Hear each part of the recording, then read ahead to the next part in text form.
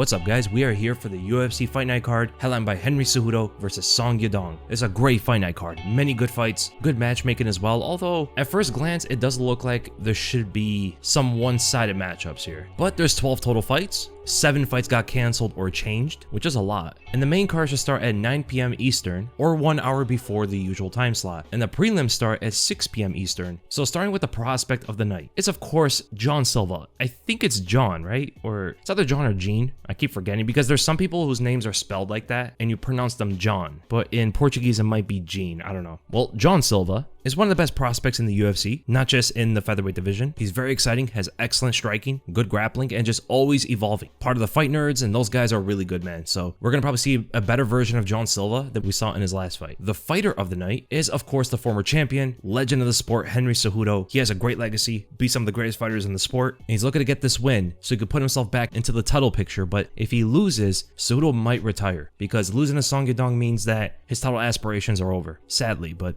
every legend at the end of their careers can't stay in that title picture, you know? It's hard for them to be competitive with the fighters in their prime. And that goes to the stake of the night. The fighter that needs a win is Ricky Simon. He is on a 3-fight loss streak. He has not won a fight since 2022, and one of those losses is against Song Yadong, who's in the main event. So there's been a lot of layoffs in the UFC, so maybe he will be able to stick around if you lose the Javid Basharat. But a 4-loss streak and you're not ranked, it usually means that they would get cut from the UFC, unless your name is Sam Alvey for some reason. And then the banger of the night, the most explosive fun fight on the card, is John Silva versus Melsik Baghdasaryan. Both guys are great strikers, both are going for the knockout, and not only is that a barn burner, but it's also one of the most skilled fights on the card as well. That is also, in my opinion, the sleeper of the night, the most underrated fight on the card. But the best fight overall has to be the main event, Henry Cejudo versus Song Yadong. Both guys are well-rounded, neither of them are great with submissions, they both have good striking and good wrestling, both have decent knockout power. It should be a competitive fight at a very high level. And with that, let's go to the first fight of the card, Modestas Bukauskas versus Rafael Cerqueira. I'm gonna go with Bukauskas, but I do think it's a much closer fight than the odds are giving it, because Cerqueira did not have a great UFC debut, to put it lightly. He got destroyed by Ibo Aslan to the point where he didn't do anything besides like throw a leg kick. He covered up on the fence and took like 20 punches before the ref stopped it standing. But on the regional scene, Cerqueira has had good performances, a lot of good knockouts, but he's always had that like slow start, or he doesn't initiate a lot of the action, which can give Bukauskas a lot of control throughout the fight to either strike with him or even wrestle with him, because Bukauskas has good striking, he switches stances well, has really good kicks, decent power. I think Cerqueira is more dynamic and faster with his strike, so he'll throw wheel kicks and fast counter punches, but sometimes Cerqueira is not really throwing anything, and that could just give the fight to Bukauskas, and that's why I'm going to go with Bukauskas by a 3rd round TKO, but I would not be surprised if Cerqueira wins that fight. Then we're going to Nursultan Ruziboev versus Eric Mechanico, and Ruziboev is going back up to the middleweight division. He tried his hand at welterweight and lost to Joaquin Buckley, but Mechanico is a southpaw, has a decent left kick, he has a good jab and straight, but his best technique in my opinion is that left kick of his, going to the body and head with those. But against someone who's 6'4" like Ruziboev, that head kick is going to be a lot more difficult to land. Now Ruziboev doesn't always pressure his opponent back, so it does give space for Mechanico to throw the kicks, try to land the 1-2, where Ruziboev also has like a similar striking style where he tries to land that power punch, right straight uppercut. He's more dynamic with different techniques. Now in terms of the grappling here, Mechanico's not bad on the ground, he has some good submissions, he'll shoot double legs and stuff, but Ruziboev has good submissions as well. His Kimura is his best technique on the ground, so I do think it's a competitive fight, but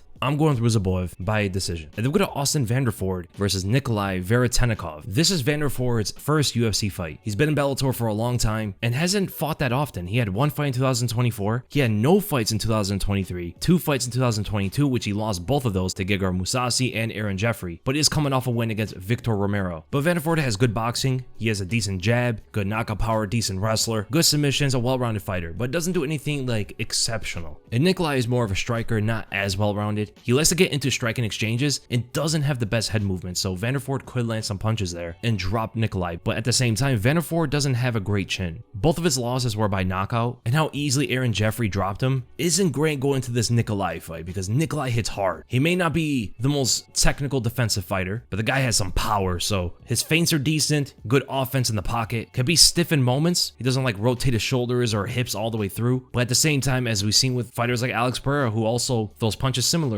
doesn't rotate the hips as much, the fighter can generate a lot of power regardless. And Vanderford, he has a good high guard, but the punches can get right around the guard just like Aaron Jeffries did and drop him. So I'm gonna go with Nikolai Veretennikov by a second round TKO, dropping Vanderford and then finishing him on the ground with ground and pound. And then we go to the veteran, Ricky Simon versus Javid Basharat, and I'm going with Basharat. Ricky Simon's not in his prime anymore, and Bashar is evolving, so that is always a very hard dynamic to beat for any veteran. Ricky Simon is well-rounded, he has good grappling, good striking, decent knockout power, very good submissions, but he's not as technical as Javid Basharat, right? He's very explosive and he can run himself into some of the counter punches. Bashar also has good takedowns, he can counter some of that explosion with his double legs, but just has to defend against a potential guillotine choke and stop Simon from scrambling by keeping top position. Bashar is so good from distance, he has excellent jabs, sometimes keeps his hands low, but he invites the opponent to throw a power punch and then he backsteps into countering them, and that's the same kind of sequence that can work against Ricky Simon. Fighting him like a matador and just countering all the explosions. So I'm gonna go to Javid Basharat by a decision. Then we go to Mansour Abdul Malik versus Nick Klein. Nick Klein's making his UFC debut. He has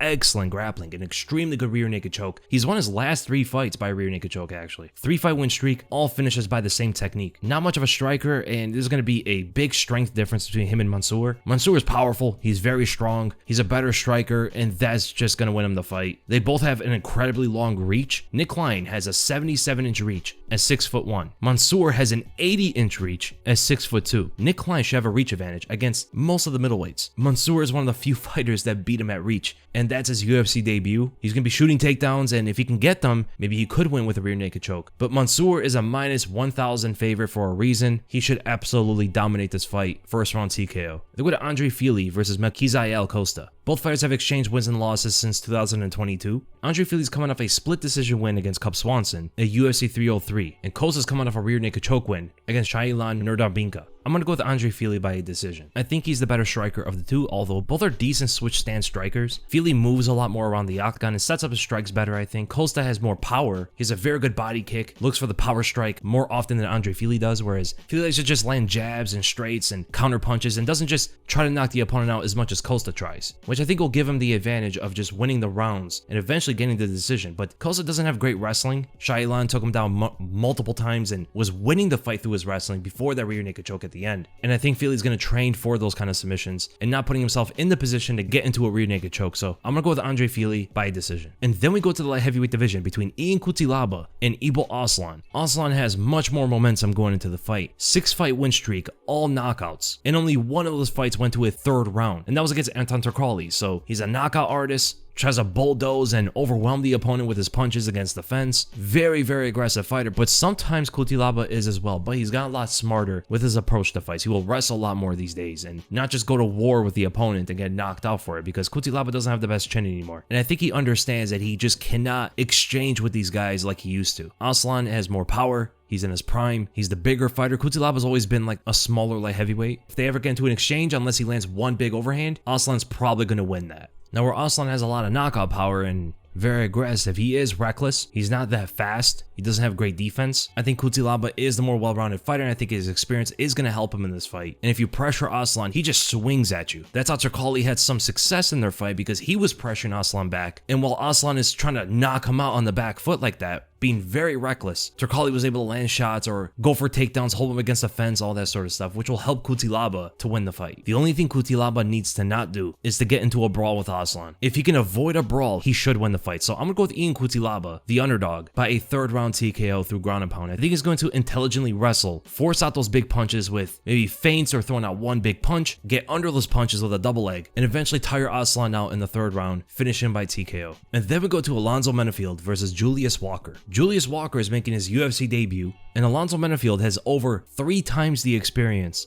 in total fights, and he's been in the UFC since 2019. That is such a big advantage for him, even though he's coming off 2 losses in a row. He got knocked out against Azamat, but the thing about Julius Walker is he has never gone to a decision. Very good grappling, excellent submissions. Not the most powerful wrestler, like he's not shooting crazy blast doubles to overpower the opponent. He has good trips in the clinch, good body locks. Menefield has to avoid the ground as much as he can. Keep the fight standing, defend all the takedowns, and try not to gas out while defending those takedowns. Menefield doesn't have the best gas tank, but Julius Walker has only gone to a second round. He's never been to the third round before. Menifield's gone to a decision multiple times and won by a decision, so he could actually have the better cardio out of the two. We just don't know how Walker's going to be in a third round, so I think Menifield has the style in order to win this. He just has to be able to defend the takedowns. He's shown great takedown defense against Devin Clark, and in the rematch against Jimmy Crute, Devin Clark I would think is a better wrestler than Julius Walker. He's a lot stronger with his double legs and single legs, whereas Walker is decent in the clinch on getting the opponent to the ground, but I'm going to go with Alonzo Menifield, sprawling, brawling, and knocking out Walker in the third round. And then we go to John Silva versus Melsik Baghdasaryan, and I'm picking John Silva by a decision. Now, he could win by knockout as well, but Melsik is very good in the stand-up. He's technical, he's powerful as well, and that might push John Silva off of him from trying to overwhelm and bulldoze him in the stand-up. This is going to be a technical striking match, very good kickboxing from both fighters. Melsik likes to stay in southpaw and Silva in orthodox, and Melsik's going to be throwing out those body kicks with that power leg, trying to hit the liver, and then maybe come up to the head with those after, but Silva is so good in staying too close for those kicks or just outside the kicking range to counter them. He gets in close as the opponent throws the left kick, blocks it, and then counters before the kick can retract, or leans away from the kick and then countering after. This is exactly what he did against Judober when he decided to just go up to the next weight class against a top 15 caliber opponent and style on him. I mean, this guy literally went up to lightweight to just beat up Judober because no one else was willing to fight him in his weight class. And he extends that footwork skill from the kicks onto the punches, moving in and out on punches to counter the opponent. And Melsik will shoot down that left straight. John Silva could slip the punch and then counter with his own right hand or even a counter left hook moving backwards, just like he did against Judober. And fighting a bigger southpaw like Judober, who has more power than Melsik, is good experience going into this next fight. Another southpaw striker. So I got John Silva winning the fight by a third round TKO. I see Melsik going forward, blitzing down for the left hand and getting dropped by John Silva's counterpunch, and then finishing the fight with ground and pound. And then we go to Rob Font versus John Matsumoto. Rob Font's coming off one win against Kyler Phillips. It seems like his days as a contender are pretty much over. Now he's being used as a stepping stone for the other rising contenders. First they tried with Kyler Phillips, he beat Kyler Phillips, and now they're trying it again with John Matsumoto. Rob Font showing the UFC he is not a stepping stone for these guys. But Matsumoto is undefeated. He's never lost a fight. He's decently well-rounded, but he's much better with his grappling than his striking. He can be stiff with his punches, not as fast, and I think Rob Font has a big striking advantage going into the fight. He has one of the best jabs in the UFC. That alone will win him most of the striking exchanges. The only thing is he has to defend the takedowns, and I think he wins the fight. Matsumoto's not the strongest wrestler. He will shoot double legs and stuff, but not necessarily too powerful with those. I think Rob Font could defend them. I think Kyler Phillips is a better wrestler. So is Davison Figueiredo, Cody Garbrandt, Rafael Sunsao. Like many of these other fighters he's fought before are better wrestlers than John Matsumoto. They have better entries with their shots, they have better drive, more powerful with their takedowns. But the only thing is Matsumoto could submit him very quickly on the ground. And Brad Katona was able to win striking exchanges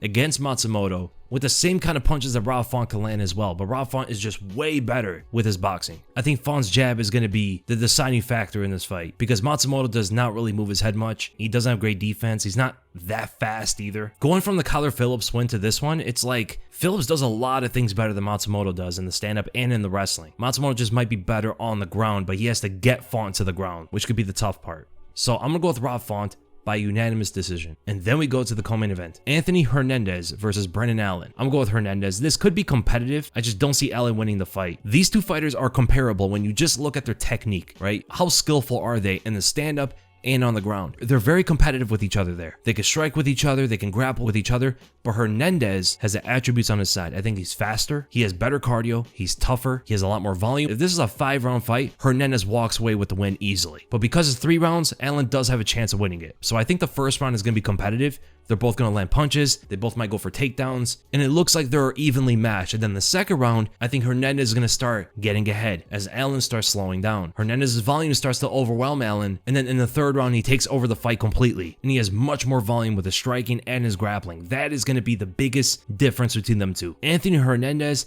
just doesn't stop throwing punches, doesn't stop shooting takedowns, and doesn't stop transitioning when the fight gets to the ground. The guy's going at 100 miles an hour from the beginning of the fight to the end of the fight, and Allen just doesn't fight at that pace at all. So I'm going with Anthony Hernandez by a decision, winning 2 rounds out of the 3. I think the first round could go to Allen, but then he might start slowing down after the first round if Hernandez is that aggressive with his volume, because he knows it's not 5 rounds, right? He knows he can go faster than when he did against Michel Pereira. So in this fight, instead of going like 70 miles an hour from the beginning of the fight, he can go 100 miles an hour full speed the whole time. And then we go to the main event. Henry Cejudo versus Song Yadong. Cejudo is not in his prime anymore. Cejudo's a good wrestler, but Song is very explosive. He's the bigger fighter. He's extremely athletic, very powerful, one-punch knockout power. Cejudo seems to be outgunned in most of this fight. If this is a prime Henry Cejudo, we can bank on his ability to adapt in the fight and try to somehow finish off Song Yadong in the late rounds or win by a decision. But because he isn't that same fighter that fought Marlon Moraes back in 2019, I don't think he has the ability to adapt against Song Yadong here. I don't think he's going to be powerful enough or athletic enough. Cejudo's very good linearly, throwing the right straight, measuring with his lead hand, but there are leg kicking opportunities for Song Yadong with that stance that Cejudo takes. And maybe Cejudo tries to counter the leg kicks with takedowns, but that's where I think we'll see some explosive takedown defense out of Song Yadong. I mean, Henry Cejudo started tiring out against Merab Dvalishvili after the first round, and the first round wasn't fought at a crazy pace either. He did say he was injured in that fight, but in a 5-round fight against Song Yadong, if he cannot keep up a good pace, Song might eventually knock out a tired Henry Cejudo, because Song could go all 5 rounds, throw power punches, and explosively defend takedowns. So that's the main thing here. If Cejudo was in his prime, I would pick him to win. I think the way Cejudo attacks on a linear line is going to get countered by Song Yadong, getting off the center line and then landing hooks or overhands at distance, kicking out the leg, and eventually knocking Henry Cejudo out in the 4th round. Either Cejudo is tired and he's moving backwards, and Song just explodes with the right hand down the center, dropping Cejudo and then ground and pounding, or countering Cejudo's blitz with an off-center hook, dropping him or just knocking him out with that punch. So I'm going to go with Song Yadong by a 4th round TKO. And let's look at the betting odds. So Anthony Hernandez is a -340 favorite against a +270 Brendan Allen. I agree with that. Song Yadong a -270 favorite against a +220 Henry Cejudo. I agree with that as well. John Matsumoto's the favorite, -155 against a +130 Ralph Font. I got Ralph Font winning that fight. John Silva, big favorite against Melsik, -520 against a +390. Not that much. That's a competitive fight. I just think John Silva is overall the better striker. Alonzo Menefield, the -225 favorite against +185 Julius Walker. I think it's closer than that. Menifield's not the best grappler, and Walker,